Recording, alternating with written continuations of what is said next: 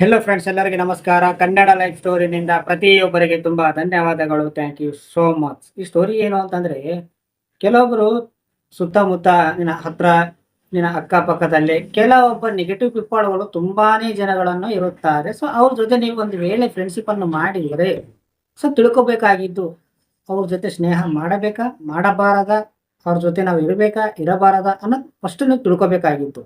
ಈ ಸ್ಟೋರಿಯಲ್ಲಿ ಕೆಲವೊಂದು ಹೇಳ್ತೀನಿ. ಸೊ ಕೆಲವೊಬ್ರು ಹೇಗಿರ್ತಾರೆ ಅಂದ್ರೆ, ಎರಡು ಕಡೆ ಮಾತಾಡುತ್ತಾರೆ. ಇನ್ನೂ ಕೆಲವೊಬ್ರು ಆಯ್ತು ಎಲ್ಲ ಕಡೆ ಮಾತಾಡುತ್ತಾರೆ. ಈ ಕಡೆ ಬಂದಾಗ ಈ ಕಡೆ ಮಾತಾಡುತ್ತಾರೆ, ಆ ಕಡೆ ಬಂದಾಗ ಆ ಕಡೆ ಮಾತಾಡುತ್ತಾರೆ. ಈ ಕಡೆ ಬಂದಾಗ ಈ ಕಡೆ ಸಪೋರ್ಟ್ ಮಾಡುತ್ತಾರೆ, ಆ ಕಡೆ ಬಂದಾಗ ಆ ಕಡೆ ಸಪೋರ್ಟ್ ಮಾಡುತ್ತಾರೆ. ಎಕ್ಕಡೆ ತಿರುಗಿ ಅವ್ರು ಸೇಫ್ ಆಗಿ ನೋಡ್ಕೊತಾರೆ ಕೆಲವು ಪರ್ಸನ್ಗಳು. ಸೊ ಹುಷಾರಾಗಿರಬೇಕು. ಒಂದು ಸಾರಿ ಪಾಠವನ್ನ ಕಲ್ಕೊಂಡಿದ ಮೇಲೆ ಮತ್ತೆ ಅವರು ನೆಪದಲ್ಲಿ ಹೋಗಬಾರದು. ಕೆಲವು ಪರ್ಸನ್ಗಳು ಹೇಗಿರ್ತಾರೆ ಅಂದ್ರೆ, ಅವ್ರು ಮಾಡಿದ ತಪ್ಪುಗಳನ್ನ, ಅವ್ರ ಬಗ್ಗೆ ಯಾವುದೇ ಎಷ್ಟೇ ಕೆಟ್ಟದಾಗಿದ್ರೂ ಪರವಾಗಿಲ್ಲ, ಇನ್ನೊಬ್ಬ ವ್ಯಕ್ತಿ ಬಗ್ಗೆ ಮಾತಾಡೋದು, ಇನ್ನೊಬ್ಬ ವ್ಯಕ್ತಿ ಬಗ್ಗೆ ಹೇಳೋದು, ಇನ್ನೊಬ್ಬ ವ್ಯಕ್ತಿ ಬಗ್ಗೆ ಸಣ್ಣ ಸಣ್ಣ ನೆಗೆಟಿವಿಟಿಗಳನ್ನು ತೆಗೆದು ಹೊರಗಡೆ ಹಾಕುವುದು. ಸಿಂಪಲ್. ಅವ್ರು ಎಷ್ಟೇ ಕೆಟ್ಟದಾಗಿದ್ರು ಎಲ್ಲರಿಗೂ ಗೊತ್ತು ಅವ್ರು ಹೇಗೆ ಅಂತ. ಆದ್ರೂ ಕೂಡ ಅವ್ರು ಒಳ್ಳೆಯವರು ಅಂತ ಮನಸ್ಸಿನಲ್ಲಿ ಇಟ್ಟುಕೊಂಡು ಇನ್ನೊಬ್ಬ ವ್ಯಕ್ತಿ ಬಗ್ಗೆ ಮಾತಾಡುತ್ತಾರೆ ಕೆಲವೊಬ್ಬ ಪರ್ಸನ್ಗಳು. ಸೊ ಒಂದು ವೇಳೆ ನೀವು ಅವ್ರ ಜೊತೆ ಫ್ರೆಂಡ್ಶಿಪ್ ಮಾಡಿದ್ರೆ ಮೋಸ್ಟ್ಲಿ ಆಗಿ ನೀವು ತಿಳ್ಕೊಂಡು ನೀವು ಸೈಡ್ ಆಗೋದು ಬೆಸ್ಟ್. ಯಾಕೆಪ್ಪ ಅಂತಂದ್ರೆ ನಿಮಗೆ ಬಿ ಅದೇ ಗುಣಗಳು ಬರಬಹುದೇನೋ ಮೇ ಬಿ. ಯಾಕೆಂದ್ರೆ ನಾವು ಯಾರ ಜೊತೆ ಇರ್ತೀವಿ ಅದೇ ಆಲೋಚನೆಗಳು ಬರ್ತವೆ. ಅಫ್ಕೋರ್ಸ್ ನೀವು ನೋಡಿ, ಬೇಕಾದ್ರೆ ಮೊಬೈಲ್ನಲ್ಲಿ ಯಾವುದೋ ಒಂದು ಫೇಸ್ಬುಕ್ಕೇ ಆಗಲಿ, ಇನ್ಸ್ಟಾಗ್ರಾಮೇ ಆಗಲಿ, ನೀವು ಒಂದು ವಿಡಿಯೋ ನೀವು ಯಾವ ವಿಡಿಯೋ ನೋಡ್ತಾ ಇರ್ತೀರಾ, ತಳಗಡೆ ಅವೇ ವಿಡಿಯೋ ಬರ್ತಾ ಇರ್ತವೆ. ಯಾಕೆಂತಂದ್ರೆ ಅದು ಆಟೋಮೆಟಿಕ್ ಅದು ಗೊತ್ತಾಗ್ಬಿಡುತ್ತೆ ನಿಮ್ಮ ಮೈಂಡ್ನಲ್ಲಿ ಯಾವ ಇಂಟ್ರೆಸ್ಟ್ ಇದೆ ಅಂತ. ಸೊ ನೀವು 4 ಜನದಾಗ ಕುಂತಾಗ ಯಾವ ಟಾಪಿಕ್ ಬಗ್ಗೆ ಮಾತಾಡ್ತಾ ಇದ್ದಾರೆ, ಸೊ ಒಂದು ವೇಳೆ ನಿಮಗೆ ಇಂಟ್ರೆಸ್ಟ್ ಅನ್ನೋದು ಅಲ್ಲೇ ಗೊತ್ತಾಗುತ್ತೆ.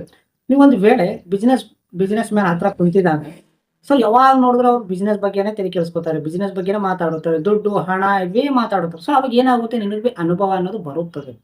ಸೊ ನಿನಗೂ ಬಿ ಅವ್ರು ಯಾವ ತರ ಮೈಂಡ್ ಸೆಟ್ ಅನ್ನೋದು ಇರ್ತಾರೆ, ನಿಮ್ಗೂ ಬಿ ಅದೇ ರೀತಿ ನಿಮಗೂ ನಾವು ಅದೇ ತರ ಮಾಡಬೇಕು, ನಾವು ಈ ತರ ದುಡ್ಡು ಗಳಿಸಬೇಕು, ನಾವು ಆ ತರ ಇರಬೇಕು. ಸೊ ನೀವು ಯಾರ ಜೊತೆ ಇರ್ತೀರಲ್ಲ ಅದೇ ಆಲೋಚನೆ 90% ಬಂದೇ ಬರುತ್ತಾರೆ. ಈ 10% ಅಂತೂ ಅವರು ಲೈಫ್ನಲ್ಲಿ ಅಷ್ಟು ಸಕ್ಸಸ್ ಆಗಬೇಕು, ನಾನು ಏನೋ ಆಗಬೇಕು ಅಂತ ಇಂಟ್ರೆಸ್ಟ್ ಇರೋದವರು ಆ 10% ಇಟ್ಟಿದ್ದೀನಿ. 90% ಮಾತ್ರ ಯಾರು ಅವ್ರ ಜೀವನದಲ್ಲಿ ಬದಲಾವಣೆ ಮಾಡ್ಕೋತಾರೆ ಅವ್ರಿಗೆ ಮಾತ್ರ ಇದು 90% ವರ್ತಿಸುತ್ತದೆ. ಸೊ ಫ್ರೆಂಡ್ಶಿಪ್ ಮಾಡೋದು ಬಿ ಕೆಲವೊಂದು, ನೀವು ಎಷ್ಟೇ ಒಳ್ಳೆಯರಾಗಿದ್ರು ನಾನು ಕೆಟ್ಟು ಹೋಗೋದಿಲ್ಲ ಅಂತ ಯಾರು ತಿಳ್ಕೊತೀರಾ, ನೀನು ಕೆಟ್ಟು ಹೋಗಿಲ್ಲ ಅಂದ್ರೆ ಪರವಾಗಿಲ್ಲ, ಸಿಚುವೇಶನ್ಗಳನ್ನು ನೀನು ಕೆಟ್ಟು ಹೋಗೋ ಥರ ಮಾಡೋ ಥರ ಫ್ರೆಂಡ್ಶಿಪ್ಪೇ ಆಗಲಿ, ಯಾವುದೋ ಒಂದು ಸಂಬಂಧನೇ ಆಗಲಿ, ಯಾವುದೋ ಒಂದು ಇವಿಗಿನ ಜನ್ರೇಷನಲ್ಲಿ ನೀನು ತಪ್ಪು ಮಾಡಲಿಲ್ಲ ಅಂದ್ರೂ ಕೂಡ ನೀವು ತಪ್ಪು ಮಾಡಿದ್ದೀರಾ ಅಂತ ಹೇಳ್ತಾ ಇದ್ದಾರೆ ಜನಗಳು. ಸೊ ಅದೇ ಡಿಸೈಡ್ ಆಗ್ತಾ ಇದೆ.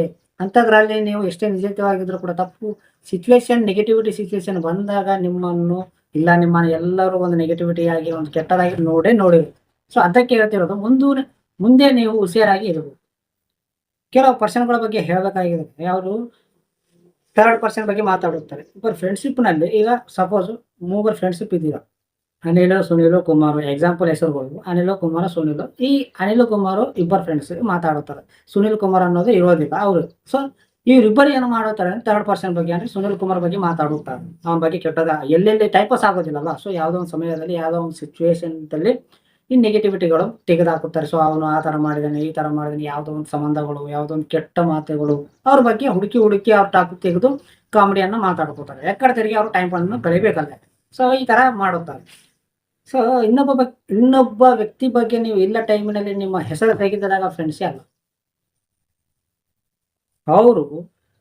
ನೀನು ಎಲ್ಲಿ ನೀನು ಇರ್ತೀವಿ ನೋಡು, ನಿನ್ನ ಮುಂದುಗಡೆ ನೀವು ಯಾವುದೇ ಒಂದು ಫನ್ನೇ ಆಗಲಿ, ಯಾವುದೇ ಒಂದು ಟಾಪಿಕ್ ಆಗಿ ಮಾತಾಡಿದ್ರೆ ಅದೊಂದು ಲೆವೆಲಲ್ಲೇ ಇರುತ್ತೆ, ಅದೊಂದು ಫ್ರೆಂಡ್ಶಿಪ್ ವ್ಯಾಲ್ಯೂ ಇರುತ್ತೆ. ಬಟ್ ನೀವು ಇಲ್ಲ ಟೈಮಿನಲ್ಲಿ ನೀವು ಎಲ್ಲ ಕೆಟ್ಟದನ್ನ ನಿನ್ನ ಬಗ್ಗೆ ಎಲ್ಲ ಕೆಟ್ಟ ವಿಷಯಗಳನ್ನೇ ಮಾತಾಡಿದ್ರೆ ಅದು ಫ್ರೆಂಡ್ಶಿಪ್ಪೇ ಅಲ್ಲ. ಯಾವಾಗಲೂ ಕೂಡ ಇನ್ನೊಬ್ಬ ವ್ಯಕ್ತಿ ಬಗ್ಗೆ ಮಾತಾಡೋ ಮೊದಲ ಫಸ್ಟ್ ನೀವು ಎಲ್ಲಿವರೆಗೂ ಕರೆಕ್ಟ್ ಇದ್ರಿ ನಿಮ್ಮನ್ನು ನೀವು ಚೆಕ್ ಮಾಡ್ಬೇಕು. ಯಾವುದೇ ರೀತಿಯಲ್ಲಿ ಇನ್ನೊಬ್ಬ ವ್ಯಕ್ತಿ ಬಗ್ಗೆ ಮಾತಾಡಬಾರದು. ಅವ್ರು ಒಳ್ಳೆಯವಿರಲಿ ಕೆಟ್ಟವಿರಲಿ ಸಂಬಂಧ ಇಲ್ಲ. ಅವ್ರು ಈ ಟೈಮ್ನಲ್ಲಿ ಅವ್ರ ಬಗ್ಗೆ ಕೆಟ್ಟದಾಗಿ ಮಾತಾಡಬಹುದು ಅಷ್ಟೇ, ಸಿಂಪಲ್. ಇದಕ್ಕೊಂದು ಫ್ರೆಂಡ್ಶಿಪ್ ವ್ಯಾಲ್ಯೂ ಇರುತ್ತದೆ. ಯಾಕಪ್ಪ ಅಂತಂದ್ರೆ ನೀವು ಮೋಸ ಮಾಡಿದಂಗೆ ಆಗುತ್ತದೆ. ಯಾವತ್ತೂ ಕೂಡ ನೀವು ಇನ್ನೊಬ್ಬರ ಬಗ್ಗೆ ಯಾವಾಗ ನೀವು ನೆಗೆಟಿವಿಟಿ ತೆಗೆದು ನೀವು ಒಂದು ಫನ್ ಆಗಿ ಮಾಡ್ತಾ ಇದ್ರಲ್ಲ, ನಿಮ್ಮ ಬಗ್ಗೆನೂ ಇನ್ನೊಬ್ರು ಮಾಡ್ತಾ ಇರುತ್ತಾರೆ. ಇದು ಪಕ್ಕ. ಇನ್ನೊಬ್ಬ ವ್ಯಕ್ತಿಗೆ ನೀವು ಯಾವ ರೀತಿ ನೀವು ಮೋಸ ಆಗಲಿ, ಯಾವುದೋ ಒಂದು ಚೀಟರ್ ಆಗಲಿ, ಯಾವುದೋ ಒಂದು ಮಾಡಿದ್ದಾಗ ನಿಮಗೂ ಅದೇ ರೀತಿ ವರ್ತಿಸುತ್ತದೆ. ನೀವು ಇಲ್ಲ ಟೈಮ್ನಲ್ಲಿ ಇನ್ನೊಬ್ಬರು ಮಾತಾಡುತ್ತಾರೆ ನಿನ್ನ ಬಗ್ಗೆ. ಸೊ ಇದಕ್ಕೆ ಹೇಳ್ತಿರೋದು, ಫಸ್ಟ್ ನಾವು ಕರೆಕ್ಟ್ ಇರಬೇಕು. ಸೊ ನಿಮ್ಮ ಫಸ್ಟ್ ಲಾಯಲ್ ಆಗಿರೋದನ್ನ ಫಸ್ಟ್ ಕಲಿಯಿರಿ. ನನಗೆ ಲಾಯಲ್ ಆಗಿ ಬೇಕು ಅಂತ ತಿಳ್ಕೊಬೇಡಿ. ನನಗೆ ಅದೇ ರೀತಿ ಬೇಕು ಅಂತ ಅನ್ಕೋಬೇಡಿ. ಆಸೆ ಇಟ್ಕೋಬೇಡಿ. ಫಸ್ಟ್ ಲಾಯಲ್ ಆಗ್ಬೇಕಂದ್ರೆ ನಿಮ್ಮಲ್ಲಿಂದ ನೀವು ಲಾಯಲ್ ಆಗಿ ಇರೋಕೆ ಟ್ರೈ ಮಾಡಿ. ನಿಮ್ಮಲ್ಲಿ ಪ್ರಯತ್ನ ಮಾಡಿದ್ರೆ ಆಟೋಮೆಟಿಕ್ ಅವರೇ ಸಿಗುತ್ತಾರೆ. ನೀವೇ ಲಾಯಲ್ ಆಗಿಲ್ಲ ನೀನು ಇನ್ನೊಬ್ಬ ವ್ಯಕ್ತಿ ಲಾಯಲ್ ಆಗಿ ಸಿಗ್ಬೇಕಂತಂದ್ರೆ ಅದು ಸಾಧ್ಯ ಇಲ್ಲ ಮಾತುಗಳು. ಮೊದಲು ನೀವು ಲಾಯಲ್ ಆಗಿ ಅಂದ್ರೆ ಒಳ್ಳೆ ರೀತಿಯಲ್ಲಿ ಒಂದು ನಿಜಾಯಿತವಾಗಿ ಇರೋಕೆ ಟ್ರೈ ಮಾಡಿ. ಸೊ ಅವ್ರು ಕೂಡ ನಿಜಾಯಿತವಾಗಿ ನಿಮ್ಮ ಲೈಫ್‌ನಲ್ಲಿ ಬರುತ್ತಾರೆ. ಅದು ಫ್ರೆಂಡ್ಶಿಪ್ ಆಗಲಿ, ಲವರೇ ಆಗಲಿ ಇನ್ನು ನಿಮಗೆ ಬಿಟ್ಟು ಸಂಬಂಧಗಳು ನೀವೇ ತಿಳ್ಕೊಳ್ಳಿ.